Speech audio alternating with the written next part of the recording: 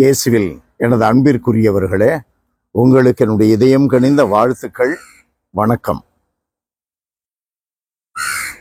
லூக்கா நற்செய்தி 16ஆம் அதிகாரம் 19 31 முடிய, செல்வர் ஒருவர் இருக்கிறார். அவர் வீட்டில் வாயில் படியில எப்பொழுதும் லாசர் என்ற ஒரு ஏழை இருக்கிறான். தினந்தோறும் ஆடம்பரமாய் உடுத்தி தினந்தோறும் விருந்து கொண்டாடியவன் செல்வன். தினந்தோறும் வயிற்று பசியை தீர்த்து கொள்ள உணவுக்காக ஏங்கி காத்திருந்தவன், ஏமாற்றப்பட்டவன், கண்டுகொள்ளப்படாதவன் லாசர்.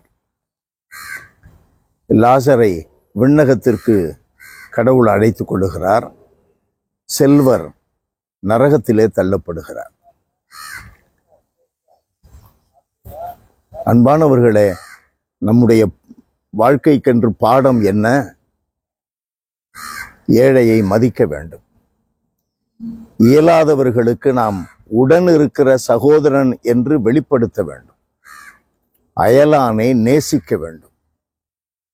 அயலானை நேசிக்காத ஒரு மனிதன், நீ கோயிலுக்கு எவ்வளோ செய், சமுதாயத்தில் பேர் வாங்கிறதுக்காக எவ்வளோ பெரிய காரியங்களும் செய், புகழுக்காக நீ உன்னுடைய வாழ்நாள் முழுவதும் உழைத்து கொண்டே இரு, கடை சேர முடியாது, கரை சேர முடியாது. விண்ணகம் உனக்கு வெகு தூரம். ஏழைக்கு அது தொடும் வானம். காரணம் என்ன? ஏழைகளே, நீங்கள் பேறு பெற்றோம். They depend on God for every occasion of their life. They depend on God. அன்பானவர்களே, பணக்காரனாக இருக்கலாம். நாம் எல்லாரும் பணக்காரர்களாக இருக்க வேண்டும். ஆனால் பணத்தை சார்ந்து அல்ல, புகழை சார்ந்து அல்ல, பெயரை சார்ந்து அல்ல, சுயநலம் நிறைந்து அல்ல. அயலான் அன்போடு, பிறர் நலம் தேடுகின்ற குணத்தோடு, பகிர்வு மனப்பான்மையோடு. அயலான் அன்பு, பிறர் நலம் தேடுகின்ற பண்பு, பகிர்வு மனப்பான்மை, இவைகளெல்லாம் இருக்கிற இடத்துல யார் இருக்கிறார்? கடவுள் இருக்கிறார்.